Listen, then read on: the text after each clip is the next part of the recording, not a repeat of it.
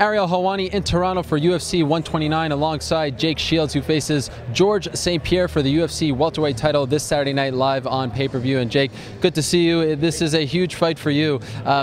Does it feel any bigger than some of the others? Because you've been in some big ones over the last couple of years. Yeah, I mean, of course it does. It's been insane. You know, everywhere I go, it's this fight, especially in Toronto. I see my face everywhere I go. I'm on the room key, so it's a little crazy, especially knowing we're going to have 55,000 fans there. I don't know if ironic is the right word, but it's very interesting for a guy who for so long felt that he was not getting the attention that he deserved to be fighting on the biggest show in UFC history. It's kind of funny how that turned out, right? It's pretty crazy how fast the UFC has moved me up. You know, in my second fight, and all of a sudden it's everywhere. But you know, I've been in the game a long time, so it's not like I'm the new guy. So it's what it is. It's a little overwhelming, but hey, I guess overall it's a good thing.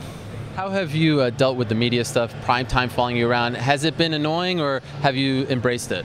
You know, both. Of course, it's a good thing overall for me, so I try to embrace it. But there's times when you know, you get training sessions, I'm exhausted, just want to sleep, and they got me out trying to do special shoots and stuff. That could be a little annoying, but like I said, it's a good thing for my career in the long run, so I just embrace it. GSP has been pretty much unbeatable since he lost to Matt Serra. How does one beat him? I mean, how do you even look at his footage and say, this is what I'm going to exploit? Because he looks so dominant every time he fights. He does, you know. He's an amazing fighter, but I think it's about, you know, he's a pressure fighter, so it's about changing the fight and bringing the fight to him instead of letting him dictate the fight on me. What's his biggest weakness, in your opinion? This guy doesn't have a lot of weaknesses, so it's just finding small holes. What, can you share one hole that you think he has? I don't want to give away too much of my game plan, you know. I mean, the guy, he has small weaknesses here and there, you know. He has small weaknesses in his stand-up, small weaknesses on his jiu-jitsu. You know, his wrestling has been looking pretty amazing. But I've been watching tape, see some small things here and there, and I plan on going out and exploiting them. Are you banking on the fact at all that with all the people telling him that he's going to roll right past you, that he's overlooking you? Certainly not. You know, him and his crew, they're really smart. His camp, I think his camp definitely respects the skills I have, and they're prepared for an all-out war.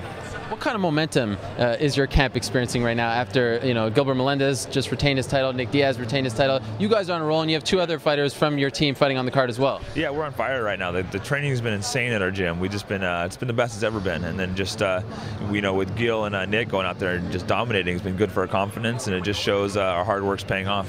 Here's the big question: are you going to try to get the cheap pop and wear the Maple Leafs jersey out there on Saturday? So I'm walking out with it. No, but most likely not. Well, how's the fight going to finish? Give us a prediction. You know, this is going to be one of those tough, all back and forth, all-out wars, so I can't really say how it's going to finish, but I see myself winning. Thanks for the time, Jake. Good luck to you. Thank you.